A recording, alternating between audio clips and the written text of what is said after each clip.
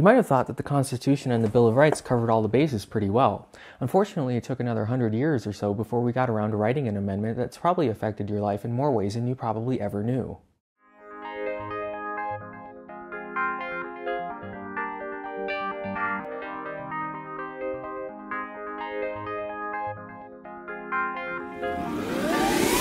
The 13th, 14th, and 15th Amendments are all known as the Reconstruction Amendments.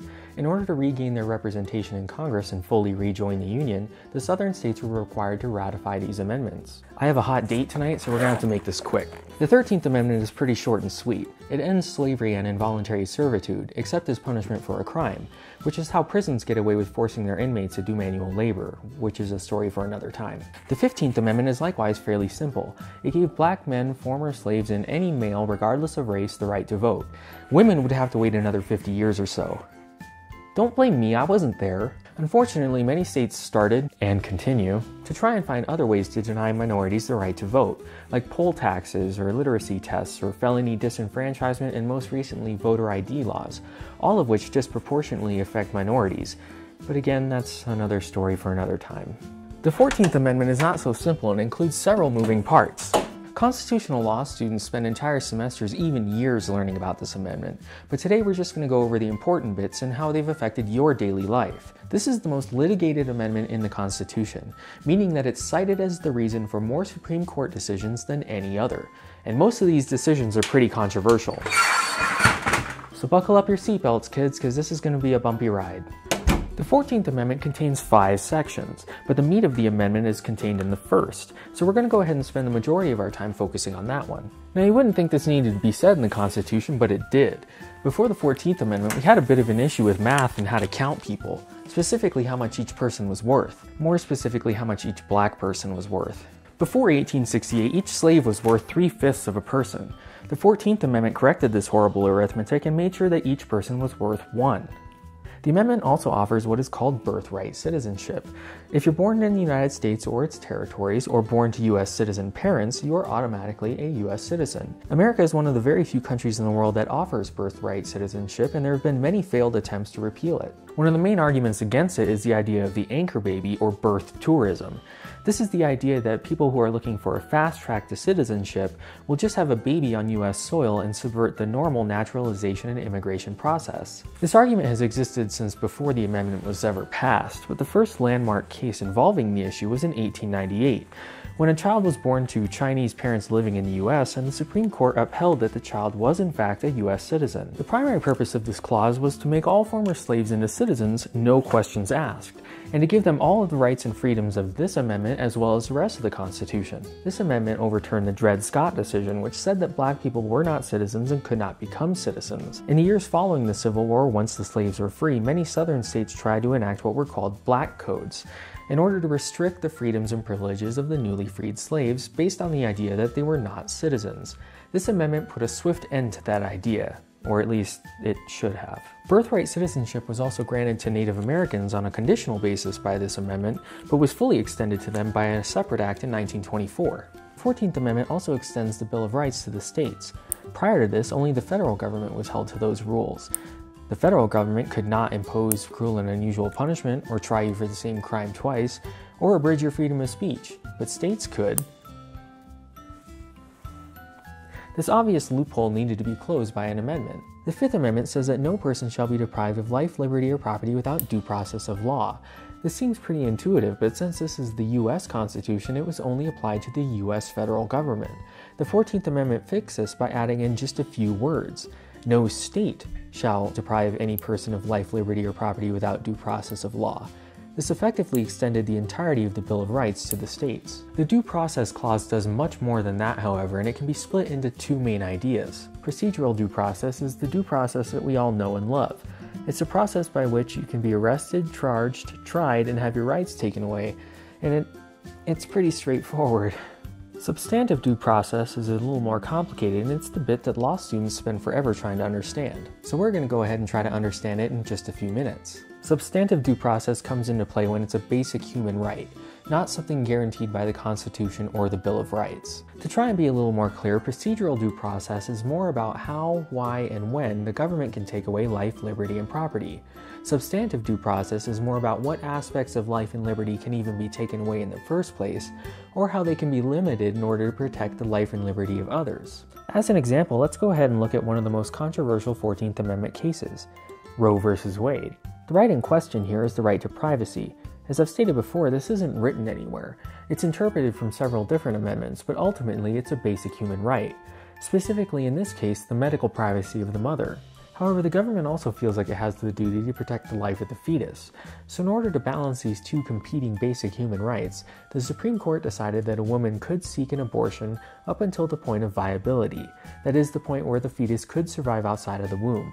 This established the substantive due process right of the mother to seek an abortion if she chooses. States cannot pass laws to restrict or interfere with that right, but that doesn't stop them from trying. This is a hot-button issue even 40 years later. People, special interests, and lawmakers have been trying to restrict this right by trying to redefine what viability is and when it takes place. Some have tried to restrict access to abortions in other ways, like requiring education or waiting periods, or unnecessary medical tests, many of which have been declared unconstitutional, but many of which still continue today anyway. They've also tried to use completely different laws to shut down or restrict access to clinics that offer women's services, like using the building codes of the Americans with Disabilities Act that require hallways to be a certain width, or requiring doctors at women's clinics to have hospital admitting privileges. Whether you agree or disagree with abortion, you should be able to see an obvious parallel and repetition of history here. The Constitution and the Supreme Court upheld a right for certain individuals, and those opposed to those people having those rights found other ways to restrict access. Whether it's a poll tax, literacy test, doorway width, or transuterine ultrasound, these are all ways that one group has sought to restrict the access of rights to another group. So okay, let's step away from this heavy topic and move on to another, same-sex marriage. In the Obergefell v. Hodges case, the substantive due process right in question was the fundamental right to marry. The Supreme Court found that this fundamental right extends to same-sex couples for 4 reasons. The right to personal choice regarding marriage is inherent in the concept of individual autonomy. It supports a two-person union unlike any other in its importance to the committed individuals. It safeguards children and families and thus draws meaning from the related rights of child rearing, procreation, and education. And lastly, marriage is a keystone of our social order, and there is no difference between same and opposite-sex couples with respect to this principle. They found that this substantive due process right doesn't infringe on anyone else's right. Whether or not you believe that their ability to marry infringes or demeans your own marriage is much more of an existential or religious question, not a legal or constitutional one. And while they didn't make this argument, they could have made the case that same-sex marriage should have been federally recognized under the full faith and credit clause of the Constitution. This is the clause that makes your Texas driver's license valid in every other state, or declares your Hawaiian birth certificate as a legal document in the entire country. So it could have been argued that a Massachusetts marriage certificate should likewise be valid in every other state, same-sex or otherwise. However, they didn't have to make this point because their 14th Amendment argument was made doubly strong by another clause, equal protection under the law. To put it simply, the Equal Protection Clause says that if some people in a state are allowed to do it, then all people are allowed to do it. Whether it's black people serving on juries or Chinese people running businesses, if some people can do it, then all people can do it. Racial tensions were still high after the Civil War though, so saying that people could do the same things didn't necessarily mean that they got to do them in the same places. In Plessy v. Ferguson, they established the separate but equal doctrine, which lasted about 50 years. It wasn't until Brown v. Board of Education that they decided that having people separated was inherently unequal. Even if the facilities and teachers were the exact same quality, having people separated was socially harmful. So thanks to the 14th Amendment, we have desegregated schools. The Equal Protection Clause is not without controversy even today. The 2000 election between Bush and Gore was decided based on the Equal Protection Clause. The entire election rested in the hands of Florida, and the vote was so close that state law required a mandatory recount. I can never remember how to tie these things when I need to. I always end up having to Google it. However, each county had different rules on how to recount votes. Some of them required a hand recount of each ballot, some of them only a machine recount, some of them counted hanging chads, and some of them only dimpled chads. The rules were all over the place. And if this sounds ridiculous, you're absolutely right. I recommend watching the movie Recount if you want to know just how ridiculous it really was. The Supreme Court decided that this violated the Equal Protection Clause. All people in all counties should be treated the same way. All votes in all counties should be recounted the same way. However, they also decided that there wasn't enough time to recount all the votes correctly, so all recounts should end and the original results will stand. This effectively gave Bush the presidency and is still seen as one of the Supreme Court's strangest and most controversial decisions. You know, when I bought this suit, I was 30 pounds heavier, and it's a lot cheaper to just put the weight back on than to go see a tailor. America has always been on the path of more freedom and more equality for more people. Once someone wants a right that someone else enjoys, it's just a matter of time before they get it, and the 14th Amendment plays a major role in that progressive idea. Oh, right. Okay, so I was lying about the date. This framework for equality already exists in the Constitution. No special law or separate amendment needs to be written in order to give equal rights. All it takes is a group willing to voice their desire to be equal in order for it to eventually come to pass. We have desegregated schools, same-sex marriage, women's rights, and even birthright citizenship thanks to the 14th Amendment.